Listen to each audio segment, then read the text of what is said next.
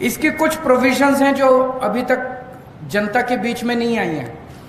इन्होंने केवल supreme court के आदेश को ही खारिज नहीं किया, इसमें 3 और ऐसी प्रोविजंस इन लोगों ने डाली है जिससे दिल्ली सरकार लगभग खत्म हो जाती है।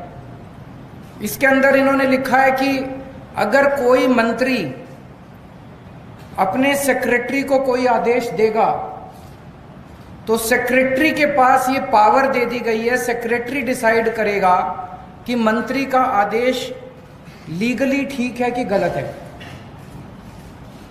अगर सेक्रेटरी को लगता है कि मंत्री का आदेश लीगली ठीक नहीं है तो सेक्रेटरी मंत्री का आदेश मानने से इनकार कर सकता है। ये दुनिया के अंदर पहली बार हो रहा है कि सेक्रेटरी को मंत्री का बॉस बना दिया।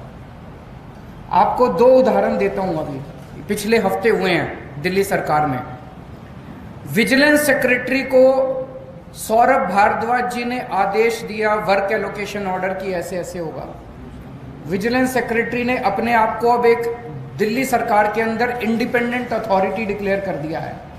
वो कह रहा है कि इस ऑर्डिनेंस के आने के बाद मैं ना तो चुनी हुई सरकार के प्रति जवाबदेह हूं और एलजी के प्रति भी जवाबदेह, मैं उस अथॉरिटी जो बनाई है उसके थ्रू जवाबदेह हूं। तो डे टू डे फंक्शनिंग के लिए विजिलेंस सेक्रेटरी कह रहा है मेरा कोई बॉस नहीं है, now I am an independent authority. तो इस एक और केस के अंदर एक जगह झुग्गियां टूटी। जो हमारा दिल्ली सरकार का वकील था उसने कोर्ट में बहुत कमजोर दलीलें दी। ऐसा लगा कि वकील दूसरी पार्टी से मिला हुआ है। मंत्री ने आदेश दिया कि अगली हेयरिंग में हमें कोई अच्छा सीनियर एडवोकेट हायर करना चाहिए। तो सेक्रेटरी फाइल पे लिखती है कि वकील हायर करने का प्रेरोगेटिव सेक्रेटरी का है, मंत्री मुझे आदेश नहीं दे सकता कि कौन वकील हायर करना चाहिए, इसलिए आपका आदेश इलीगल है, मैं आपके आदेश को नहीं मानती। ऐसे सरकार कैसे चलाएंगे? अब तो हर सेक्रेटरी ये डिसाइड कर रहा है कि कौन सा आदेश लीगल है और जिसको मर्जी इलीगल डिक्लेयर कर देते हैं। बस अब सेक्रेटरी की डिसीजन फाइनल है, वो सुप्रीम कोर्ट, हर सेक्रेटरी सुप्रीम कोर्ट का जज बन गया है।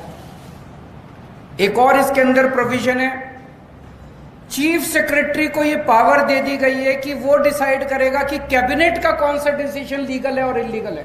कैबिनेट सुप्रीम होती है, जैसे देश की कैबिनेट सुप्रीम है, राज्य की कैबिनेट सुप्रीम होती है। अब इसके अंदर ये पावर दे दी गई है, चीफ सेक्रेटरी तय करेगा कि कैबिनेट ने अगर कोई निर्णय लिया तो चीफ सेक्रेटरी डिसाइड करेगा कि वो निर्णय लीगल है कि इलीगल है। अगर उसे लगता है कि इलीगल है तो वो एलजी को रेफर करेगा और एलजी को पावर दी गई है, वो किसी भी कैबिनेट के डिसीजन को पलट सकता है। आज तक भारत के इतिहास में, दुनिया के इतिहास में ऐसा कभी नहीं हुआ कि ब्यूरोक्रेसी को मंत्री के ऊपर सेक्रेटरी को बिठा दिया और कैबिनेट के ऊपर चीफ सेक्रेटरी को बिठा दिया। ये आज तक कभी नहीं हुआ। एक और इसके अंदर प्रोविजन है कि दिल्ली सरकार में जितने कमीशंस हैं, जितनी अथॉरिटीज हैं, स्टैट्यूटरी अथॉरिटीज हैं, जितनी बोर्ड्स हैं, उन सब का गठन अब केंद्र सरकार करेगी।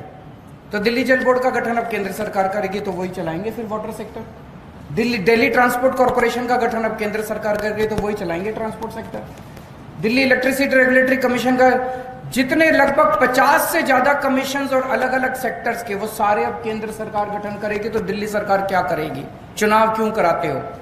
तो ये बहुत ही खतरनाक अध्यादेश है। इसका जितना हम इसमें पढ़ रहे हैं, जितना इसके अंदर जा रहे हैं, उतना ये लग रहा है कि ये बहुत ही गलत नीयत के साथ बनाया गया है।